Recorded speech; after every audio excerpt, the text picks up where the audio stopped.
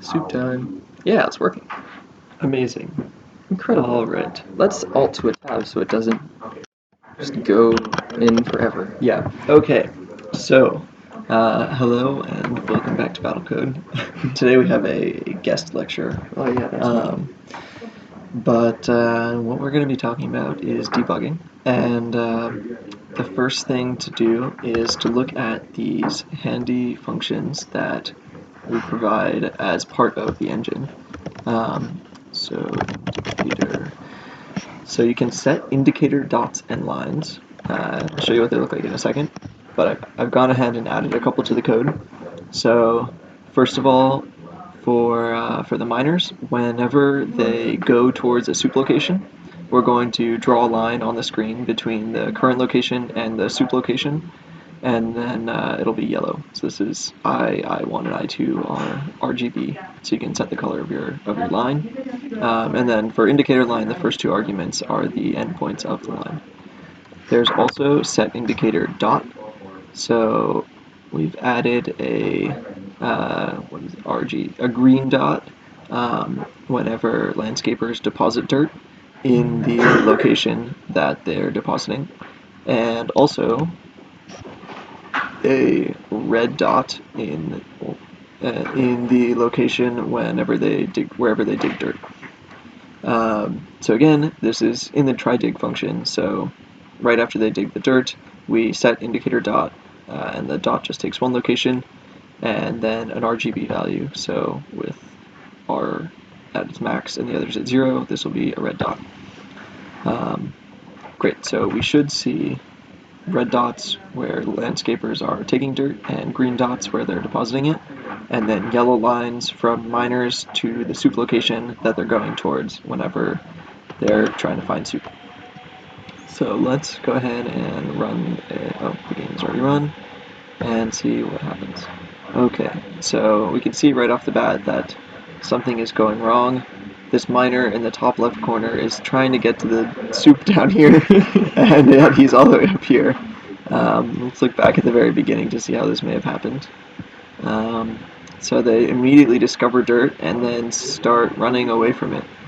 So clearly, in our zeal of adding lines and dots, we've introduced a bug somehow. So now that we can clearly see that something is going wrong, Quinn is going to talk about how you can look exactly where the bug might be. Yeah, so we are just going to use some IntelliJ debugging tools, which are pretty handy for this sort of thing. There are a couple different ways to do this. We'll talk about the simplest one first, and then if you want to see some other handy things, for example, you can have the client running the game while you're debugging it as well.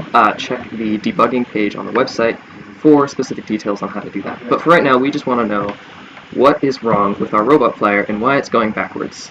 So we're going to use some handy debugging to step through the code. First thing is we're going to add a breakpoint where we want to stop the code. That's why it's called a breakpoint.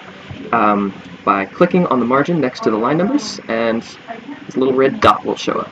And that just tells the IDE, IntelliJ in this case, or Eclipse if you use that we want to stop the code there and take a look at what's going on. You'll notice up here that it says run next to the green button.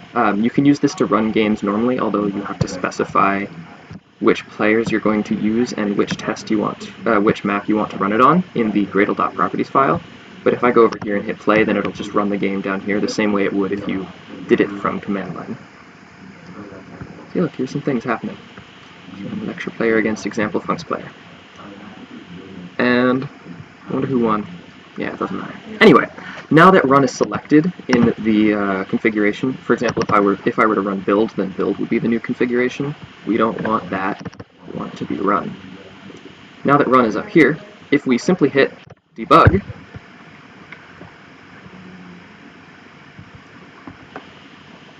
things will happen. All the bugs. It'll fix all the bugs.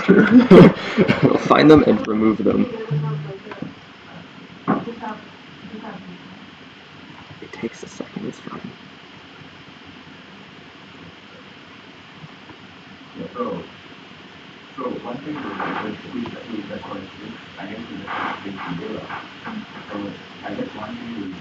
Okay, here we go. Debugging session started. Things happen, and now it opens up the point in our code where we've placed a breakpoint. Now we've got all these commands down here that can help us with debugging. We can take a look at all the variables we have. So we've got some things we're keeping track of: the HQ location, the number of miners, the turn count. So I guess it's turn 11.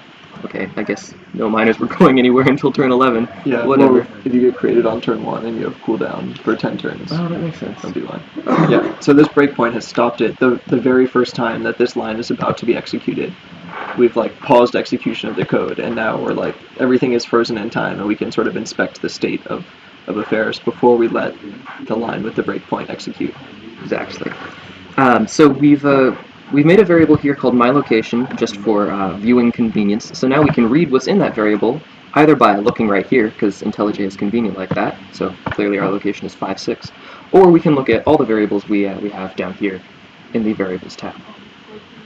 So now we want to know why we're going the wrong direction. So let's take a look at what direction we want to go to. Looks like the destination is 5.7. That's north of us.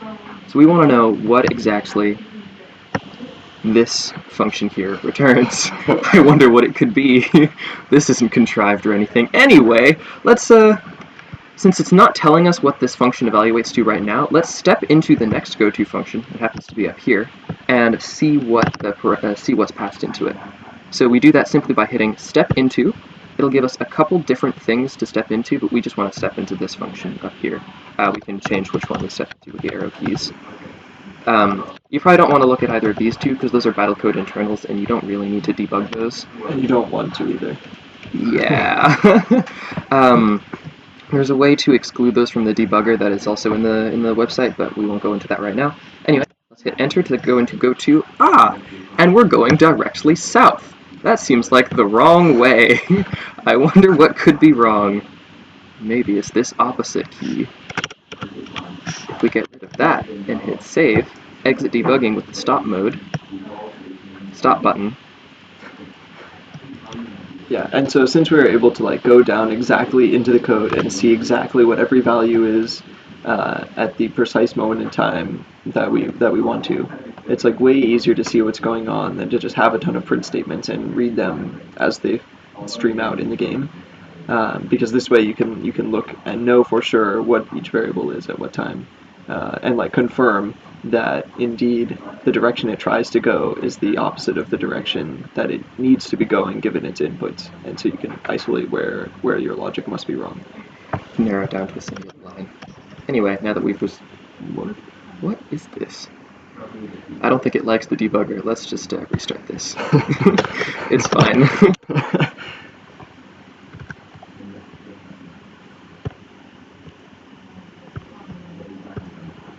Let's go to Central Soup. Okay, water bot.